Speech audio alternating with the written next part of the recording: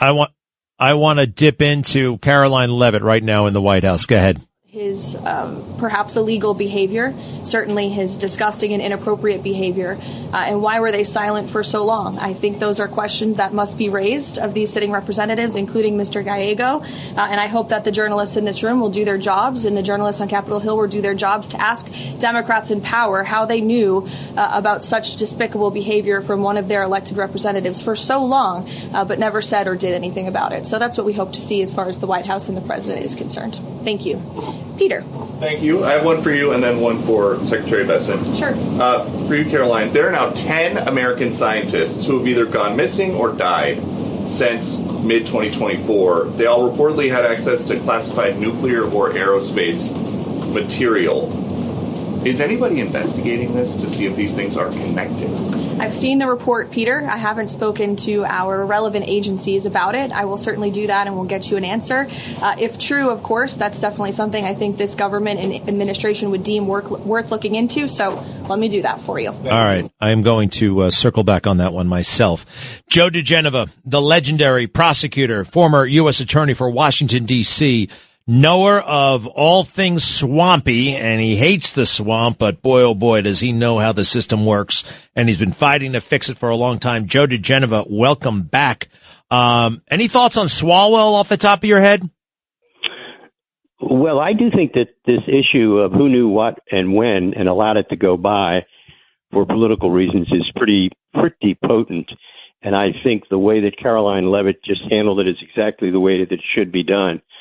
It is pretty amazing when you think about the number of women that have come forward and testified, in essence, what happened to them. It is so grotesque and out of just beyond bizarre. I mean, allegedly criminal behavior, alleged rapes. It's mind-boggling. And if true, this is truly a person with deep psychological problems.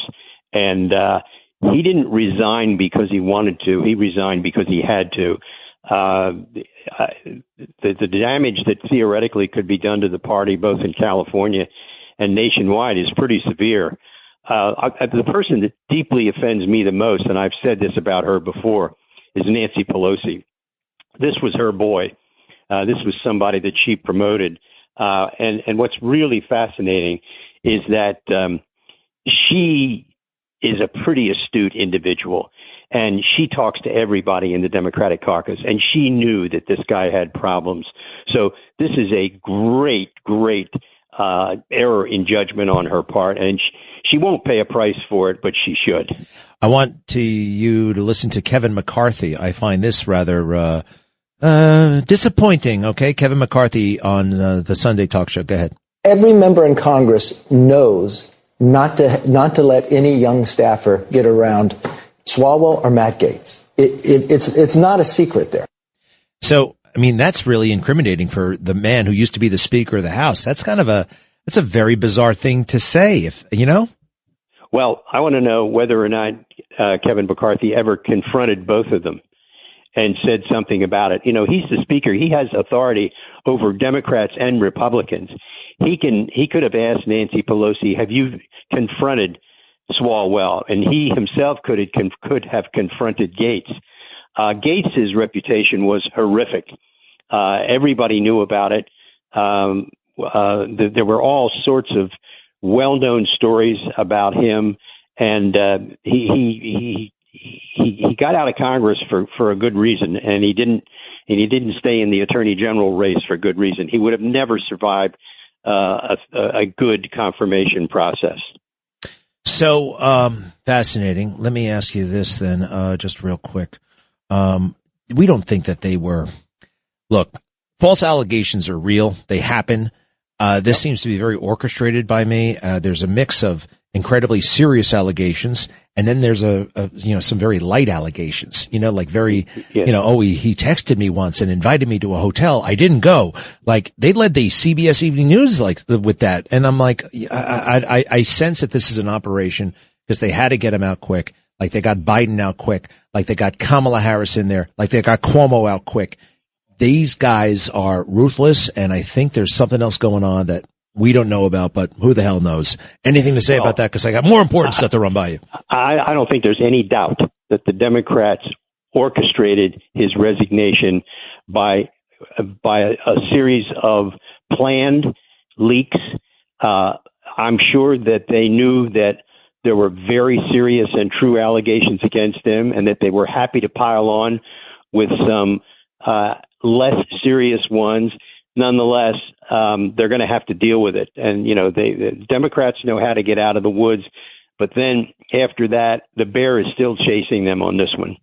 Tulsi Gabbard released a lot of documents yesterday related to the so-called whistleblower in 2019 that sparked the impeachment of Donald Trump about that Zelensky phone call.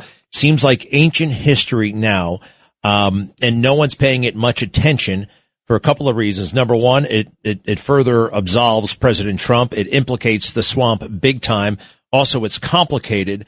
But have you looked through any of this? And I just find this to be, when you get down to it, smoking gun proof of deep state corruption, and people should be in jail for what they did to President Trump. Well, I think you're absolutely right, especially the last part, that people should be in jail. For those of us who have followed this instinctively as prosecutors and investigators for the last 9 years, we already knew this. What Tulsi Gabbard released merely confirmed our suspicions about the leaker who was on the National Security Council on leave from the CIA. There is no question that there were a group of people engaged in a conspiracy to lie about the President of the United States, to cause trouble for him, to get him impeached, and to have him removed from office. And that is currently the subject of an ongoing criminal investigation in Florida, and I hope they pursue it vigorously. So some things on the whistleblower form that we have: I do not have direct knowledge of private comments or communications by the president, which I believe under policy, at that point, they should have thrown the whistleblower out of the office, because this Correct. Is not a genuine whistleblower complaint, right? Correct. But the IG changed the rules and allowed that to be used. The Inspector General for the intelligence community was directly responsible for this completely unsubstantiated allegation to go forward. And he should be in front of a grand jury. Another thing here, the witness 2, who is very, very important to all this, they identify the witness 2 as being the co-author of the 2017 Intelligence Community Assessment on Russia interference on the 2016 election. Preemptively, like the HR department, the inspector general asks you or investigates, hey, could anything undermine the credibility of this thing? And, oh, by the way, yes, one of the witnesses came up with the Russia hoax. So that is something else that should have said, okay, I think we're going to throw this away. Absolutely. And this was, again, the Inspector General ought to be in front of a grand jury explaining himself. And by the way, that's the thing. It's hard to get anybody terribly worked up about Michael Atkinson. Nobody knows who he is. Yep, right. The mainstream media is going to let this go. And I will say, Tulsi Gabbard, I think, went a little bit easy on him. Like, he didn't follow procedure. Like, that's not exactly, oh my gosh, he didn't follow procedure. What are we going to do? Shoot the guy? I mean, doesn't seem like a bad thing. You know what I mean? It doesn't seem that egregious, but it is. Well, it was part of a plot, a brazen plot to destroy Donald Trump. There isn't any other way to look at this stuff. The problem is, if you look at all of these individual pieces in isolation, they're offensive, but they don't mean anything.